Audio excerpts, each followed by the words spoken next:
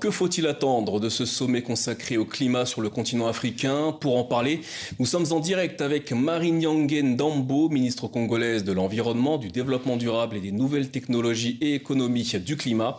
Madame la ministre, bonsoir et merci d'être avec nous.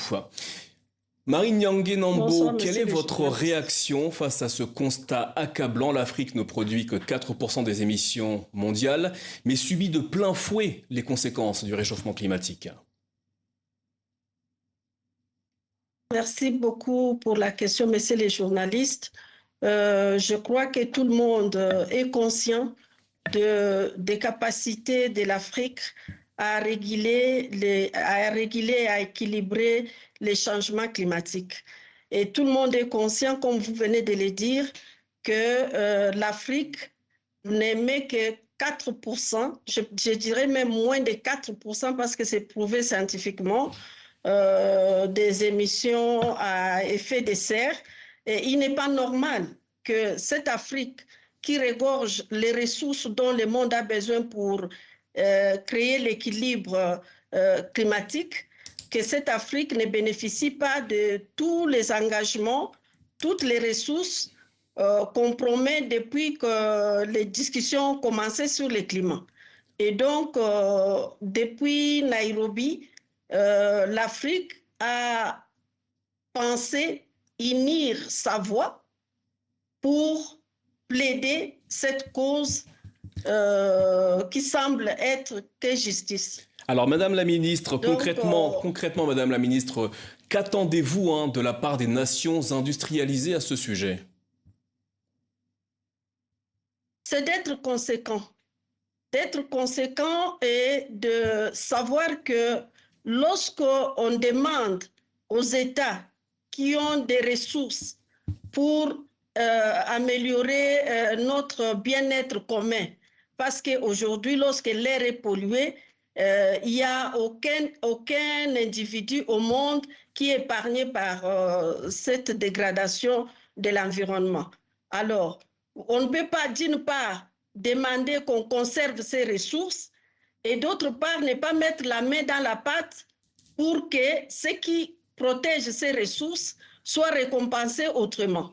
Et c'est vraiment une injustice que l'Afrique voudrait corriger par ces sommets qui tentent de mettre les voix ensemble pour défendre cette cause-là. Alors justement, Madame la Ministre, est-ce que ce sommet peut vraiment faire pression sur les puissances industrielles ou n'est-ce qu'un nouveau cri d'alarme dans le désert? Non, je pense que les sommets peuvent faire pression parce que là, nous sommes en train d'aller vers une position commune que nous allons défendre au niveau de la COP 30. Et je crois que le monde aujourd'hui va prendre conscience que cette unité africaine est nécessaire et importante pour nous amener vers un développement durable. Et conséquemment, nous attendons vraiment que le monde, les partenaires stratégiques de l'Afrique puissent réagir positivement. Ça ne sera que responsabilité de leur part. Enfin, Madame la Ministre, au niveau national, quelles mesures concrètes la RDC met-elle en place pour s'adapter au changement climatique qui touche déjà vos populations? Bon, la RDC est en train de travailler d'abord sur des dimensions. La première, c'est pousser la solution de la RDC à être reconnu comme pays solution.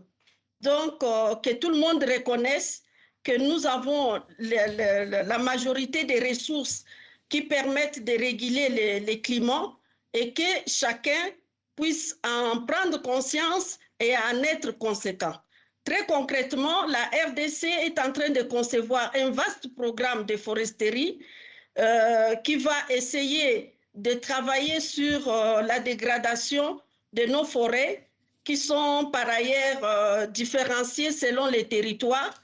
Et donc, ce programme va être un programme fédérateur, de sorte que plus jamais en RDC, les gens viendront intervenir de manière éparpillée. nous allons fédérer les énergies, nous allons fédérer les ressources, de sorte que nous puissions avoir des résultats concrets sur la durabilité des ressources forestières, mais en même temps sur nos communautés locales qui dépendent des forêts et pour qui on demande de conserver au lieu d'utiliser.